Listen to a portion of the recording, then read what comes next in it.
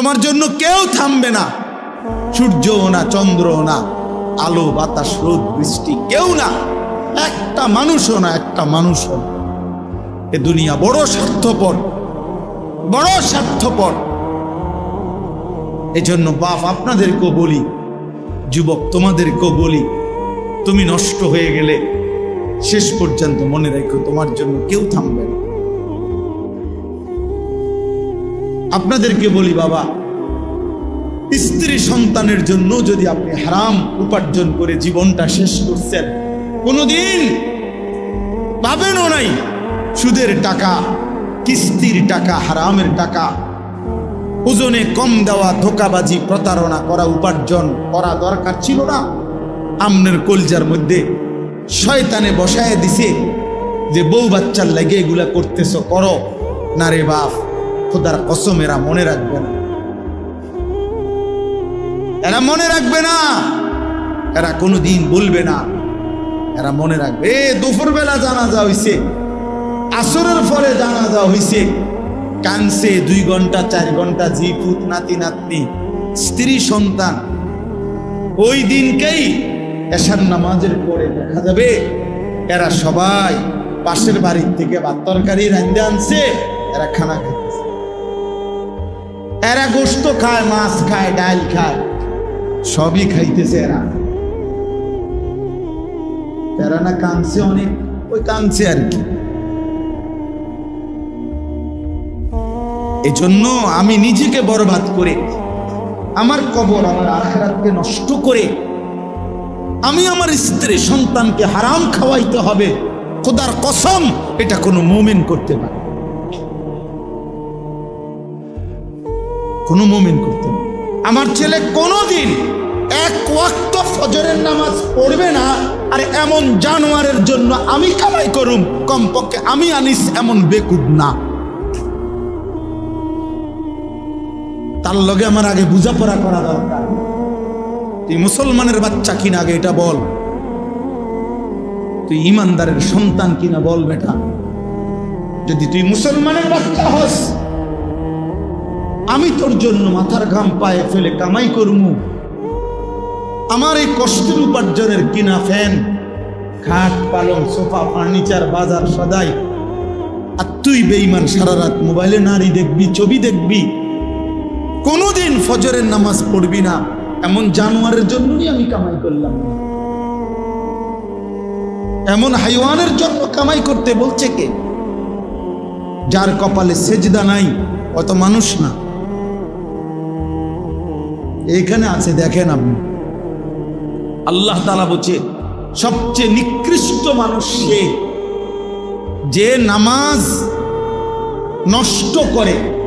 ফাখালাফা মিন বাদিহিম খালফুন, প্রত্যেক প্রজন্মের নিকৃষ্ট কারা? আল্লাহ বলেন আযাউস সালাহ, যারা তাদের নামাজকে নষ্ট করে দেয়। এখানে তাফসীরের মধ্যে লিখছে, অর্থ হইল যারা নামাজ ছেড়ে দেয় তারা না, বরং যারা নামাজ পড়ে কিন্তু নষ্ট করে। অর্থ হইল 3টা।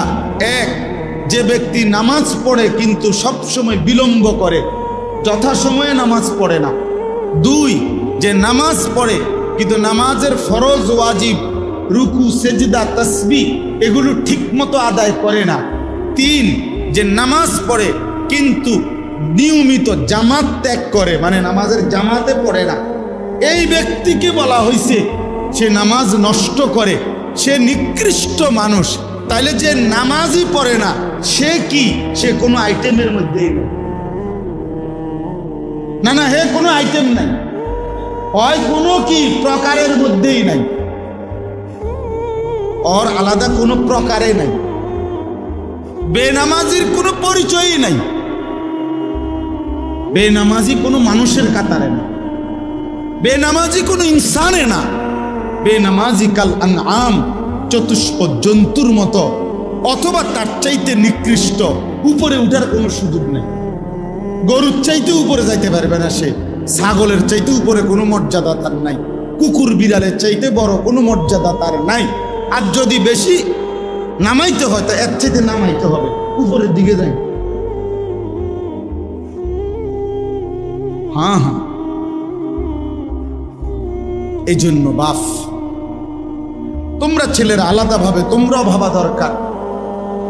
আর অভিভাবক যে কয়জন আছেন সামনে, আপনাদেরও ভাবা দরকার আপনার জীবনের উপার্জন কি। ভাত মিললে মিলবে, পানি মিললে মিলবে, সেটা আপনার মর্জি, দিলে দিবেন, না দিলে না দিবেন, খাওয়াইলে খাওয়াইবেন, পান করাইলে করাইবেন। তো রব্বানা লিয়ুকিমুস সালাহ, তারা যেন নামাজ আদায় করে, নামাজ আদায় করে। এক সন্তানের জন্য বাবার প্রথম চাওয়া তার নামাজ, এক স্ত্রীর জন্য স্বামীর প্রথম চাওয়া নামাজ, এক মেয়ের জন্য বাবা মার প্রথম চাওয়া তার নামাজ, তার সেজদা, তার পর্দা, তার আখিরা। কারণ আমরা মুসলমান, আমরা মুসলমান, আমরা বেঈমান না, আমরা দুনিয়াদার না, আমাদের গন্তব্য আখিরাত। আজ যদি আমরা মুসলমান ভুলে যাই আখিরাত, তো আখিরাত মনে রাখবে কে? হিন্দু বৌদ্ধরা, ইহুদি খ্রিস্টানরা? ওরা তো বুঝেই না কিছু। আল্লাহ তো কোরআনে বারবার বলছে ওরা বোকা, আহম্মক, লা ইয়াকিলুন, লা ইয়াফকাহুন। কোরআন সুন্নাহ বিহীন, তারা তো দলালিম মুবিন, স্পষ্ট গোমরাহ। আল্লাহ তাআলা বলছে, মুমিন, আমি তোমাকে ঈমান দিলাম, নবী রাসূল দিলাম, আমার আসমানি কিতাব দিলাম, যুগে যুগে বুঝাইবার জন্য উলামা কেরাম দিলাম, তারপরও কথা রাইলা কেন? এই কয়জন ছেলে পেলে বাবা, তোমরাই বলো ভাই, কিসের অভাবে নামাজের গুরুত্ব বুঝলা না? কি আল্লাহ চেনো নাই, না রসুলের নাম শোনো নাই, নাকি কোনো আলেমের মুখে কোনোদিন শোনো নাই, না কোরআন শরীফ কোনোদিন দেখো নাই, নাকি কোনো মসজিদ দেখো নাই জীবনে কোনোদিন, নাকি কোনো আজান শোনো নাই কোনোদিন? কিসের অভাবে হারায় গেলা যারা নামাজ পড়ো না? বাপ, একটা যুক্তি তো থাকবে, হুজুর আমি এমন মরুভূমিতে ছিলাম যেখানে কোনো মানুষ ছিল না, যার কারণে আমি আল্লাহ চিনি নাই, আখিরাত চিনি নাই। আমি এমন পাহাড়ের গভীরে ছিলাম, আমি এমন সাগরের তলদেশে ছিলাম যেখানে কোনোদিন আজান শুনি নাই, যেখানে কোনোদিন কারো কাছ থেকে আল্লাহর পরিচয় শুনি নাই। চারিদিকে এত মসজিদ, এত মাদ্রাসা, এত উলামা, এত টুপি, এত আজান, তারপরেও তোমরা যারা বাবা দিনের পর দিন নামাজ পড়ো না, কিসের অভাব? কি যুক্তিতে? আল্লাহর সাথে বোঝাপড়াটা কি হবে? রাসূলুল্লাহ সাল্লাল্লাহু আলাইহি সাল্লামের সুপারিশ কেমনে হবে? কেমনে হবে? আল্লাহর নবী সাল্লাল্লাহু আলাইহি সাল্লাম বলেন, বেঈমানের সাথে ইমানদারের যুক্তি, আল্লাহর নবী বলছে আসসালাহ, নবীজি বলছেন আল আহাদ, চুক্তি। মানে আল্লাহ তাআলার নবী বলছে আমরা যেন বেঈমানের সাথে এই কথার ওয়াদা করে নিছি, চুক্তি করে নিছি, তুই আল্লাহকে সেজদা দিবি না, আমি ওয়াদা দিলাম, আমি তোর সাথে চুক্তি করলাম, আমি মৃত্যু পর্যন্ত আমার আল্লাহকে সেজদা। এটা হলো মুমিন আর কাফেরের চুক্তি। অর্থাৎ তুই সেজদা দিবি না, আমি দেব। আল্লাহর নবী বলছেন, ফারকু বাইনানা ওয়া বাইনাল কুফরি ওয়াশ শিরক, আমাদের ঈমানদারের মাঝে আর মুশরিক কাফেরের মাঝে পার্থক্য আসসালাহ, নামাজ। নামাজ, ঈমানদার সেজদা দেয়, নামাজ পড়ে, মুশরিক বেঈমান নামাজ পড়েন। নবীজি সাল্লাল্লাহু আলাইহি সাল্লাম বলেছেন, মান তারাকা সালাতাম মুতাআম্মিদান ফাকাদ কাফারা, যে ইচ্ছে করে নামাজ ছেড়ে দিল সে কুফরি করল। খোদার কসম বাপ, তো রাসূলুল্লাহ সাল্লাল্লাহু আলাইহি সাল্লামের হাদিস। তুমি যদি দুই চার শব্দ পড়ালেখা করে কিছু বুঝো, আমরা তো পড়ালেখা করছি, আমরা বেকুব দেখে নি নামাজ পড়ি, আমরা বোকা দেখে নি হালাল খাইতে চেষ্টা করি। আহম্মক না, পড়ালেখা নাই, আমরা আমার তো সার্টিফিকেট আছে অনেকটি। কয়টা সার্টিফিকেট লাগবে? হ্যাঁ, এক পলিথিন সার্টিফিকেট হইব। ওই যে সারা বাংলাদেশে ফার্স্ট হয়েছে, আলহামদুলিল্লাহ। সারা বাংলাদেশে 1998 সালে সমগ্র বাংলাদেশে 1 নম্বর হয়েছে। আমার অনেক সার্টিফিকেট আছে, এটি কই আছে কইতে পারি না, থুয়ে রাখছি। অর্থ হইল তার বোকা না, সেজদাওয়ালা কি বোকা চাচা? ওরা কি ভাবছে? ওরা কি ভাবছে? শয়তান দুশ্মন ওদেরকে একটা চুলের মধ্যে লাগায় রাখছে, যে সারাদিন চুল ফিরাইবা এইভাবে। এতে সালাম, এদের একটা কাম দিছে, শুধু চুল এটারে ফিরাইবা। চুলের উপরে 3 মাসের ডিজাইন বদলাইবা। চুলের উপরে কমপক্ষে 500 টাকা চুলের সেলুনে খরচ করবা। কারণ একেবারে স্পষ্ট কথা মনে রাখবেন, ছেলে বাবা মনে রাখো, চুলের উপরে ব্যস্ত থাকা, চুল নিয়ে, চুলের সৌন্দর্য, চুলের মধ্যে রূপচর্চা, চুল নিয়ে ব্যস্ত থাকা, এটা নারীর স্বভাব। এই জন্যই পৃথিবীতে নারীর চুলের জন্য হাজারো আইটেমের তেল প্রসাধনী আছে। নারীর সৌন্দর্য তার চুলে, এজন্য নারী তার চুল সুন্দর রাখা, লম্বা করা, চুলের উপরে, সৌন্দর্যের উপরে বহু ফিকির করে। এজন্য যেই সমস্ত ছেলে এই চুল নিয়ে ব্যস্ত, তোর মধ্যে মূলত পৌরুষ নাই, নারীর স্বভাব তোর উপরে গালেব, এই জন্য তোর মধ্যে এই মানসিক। পুরুষ যেটারে বলে ওইটা তুই হারায় ফেলছিস। যারা তাদের মনের চাহিদার অনুসরণ করে, এই প্রিয় যুবক কিশোর বাবা, বুঝতে শেখো বাপ, নিজের হাতে নিজেরে তুলে নিও না বাবা। এই পৃথিবীতে মানুষের বাচ্চার, গরু ছাগলের বাচ্চা এক না।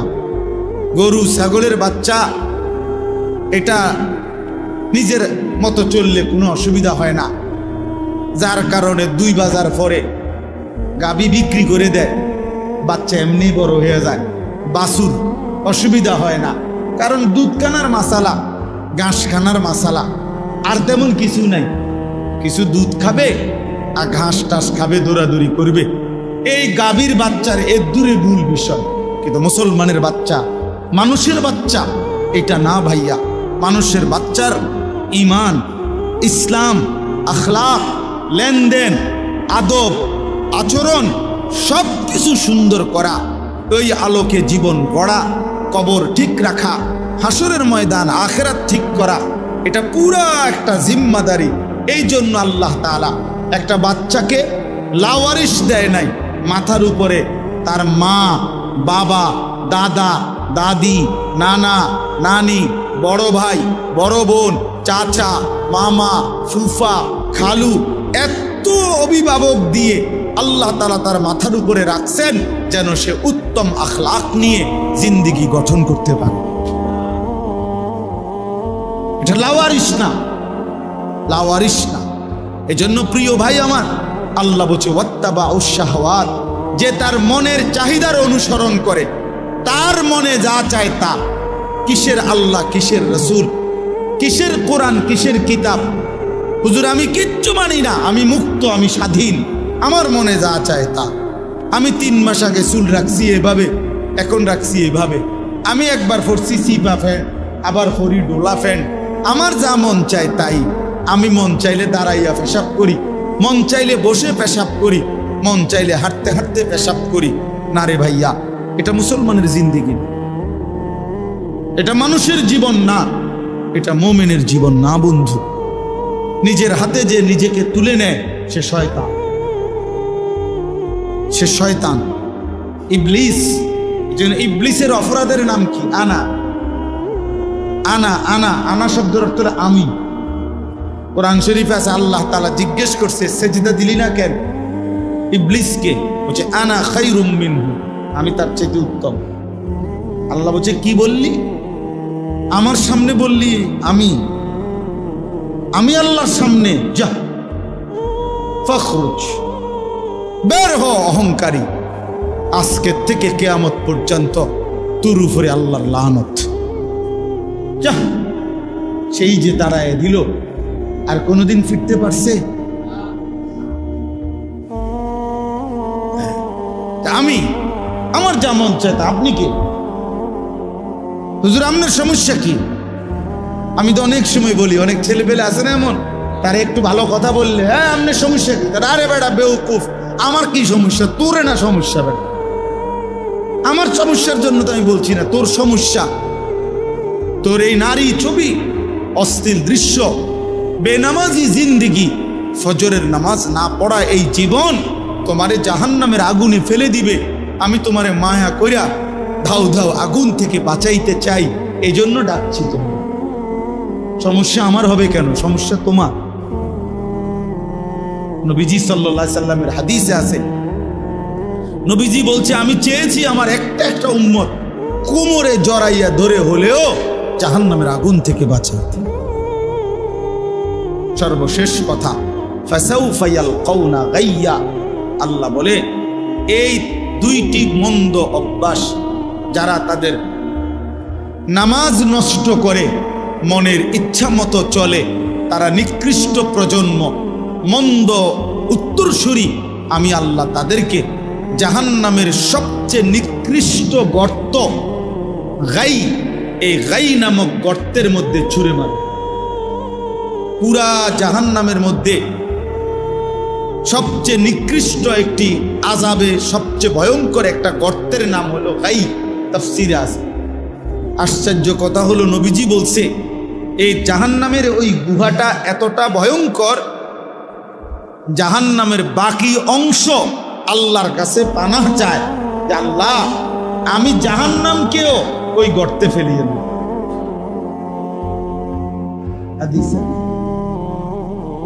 আমি জাহান্নামকেও কি করেন না, ওই গাতার ফেলে।